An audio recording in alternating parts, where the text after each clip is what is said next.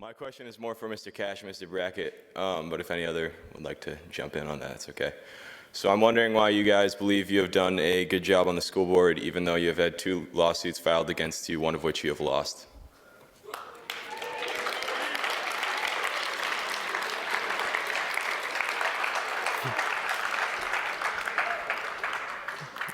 Mr. Kach? Would you? We good? Yep. Well, you have the privilege of discussing both of those lawsuits. I can't discuss one of them because it's still pending. Understand the nature of the lawsuit. Are we guilty? Absolutely.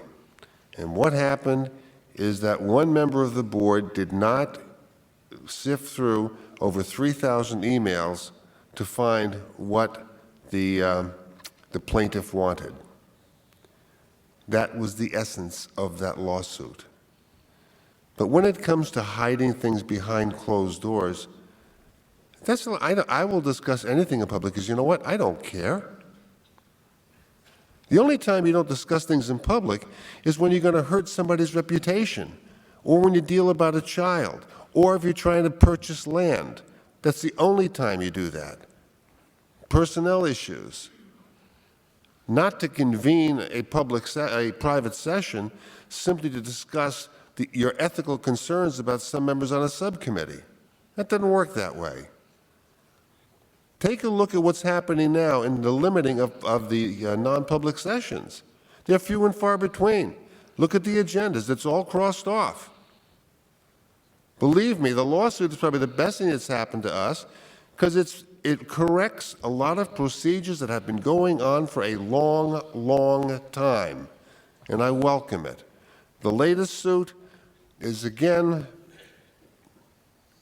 I can't comment on it. I'm sorry. Thank you.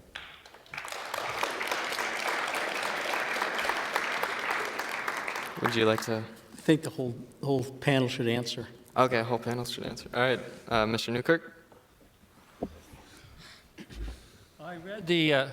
I read the judgment on the first lawsuit, and I think it was maybe a little more serious than Jim suggests, because it seemed to me that there were a number of meetings that were held without proper notice to make probably the most significant decision that this board was making. It seemed to me, to read the judge's ruling, it wasn't just one case of an inappropriate or illegal meeting. It was a whole series of cases. So, and I've heard it said that this law is so complicated that you can't expect laymen or board members to fully understand this law. But I got a hold of the memorandum that the Attorney General put out, and it clearly defines what a meeting is. It's clear a 6th grader with a regular reading level could understand what is defined by a meeting. And I think that this board just made up their own rules for a period of time when they were deciding to buy out the superintendent. That's my view.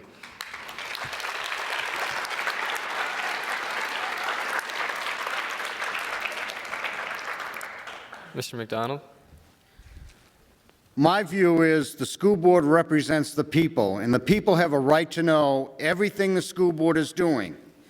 I don't believe anything should be hidden, and that's why when I get up here I told you about my past, because I believe it is important that the people know what is going on. And I believe the Oyster River School Board, like I said, is made up of a bunch of biased individuals that promote their own agenda, and that is wrong. The school board has to be willing, even though I have my own opinions of different subjects, they have to be willing to do what the majority of the voters want by listening to all the people, including the students. And that's why I think it's important that the student representative have an equal say on the school board, because your voice should be heard. And I don't just say that so that you go home and tell your parents that they should vote for me, because I don't want you to vote for me or tell your parents to vote for me because I said something you liked. I want you to vote for the people that you believe are the best representatives of you and your families to be on the school board. And that best representative has to be willing to let you know every aspect of what they do, whether it's personal or not. There are some things when it's a student that by law they're not be able to talk about publicly, but their phone calls and everything a school board member does should be the public's right to know, and that's my belief. Thank you.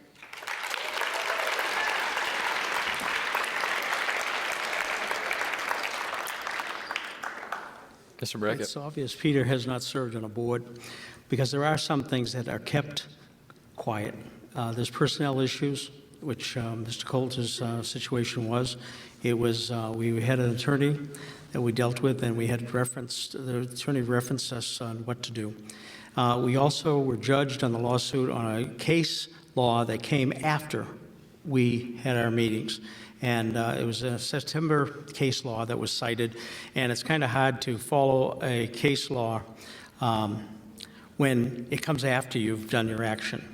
We tried to be very confidential with dealing with Howard Coulter, and we went ahead and kept very quiet, and I disagree with Jim a little bit. We have 2 lawsuits that are still pending. The first lawsuit has not been settled yet. There's been an appeal, and interesting enough, it was David Taylor that made the appeal. We did not, the board did not appeal it.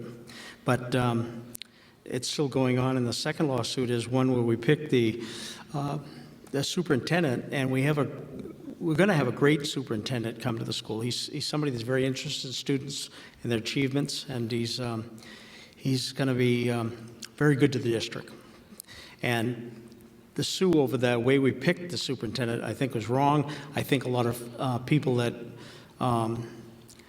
look at David's lawsuit, the second one, they see that choosing the community members the way we did was not cronyism, as we've been called before. It was just a selection out of a hat, and it was not anything that we had an agenda for. We picked the best candidate that we could, and I think that you're all going to enjoy the new superintendent when he comes on board July 1st.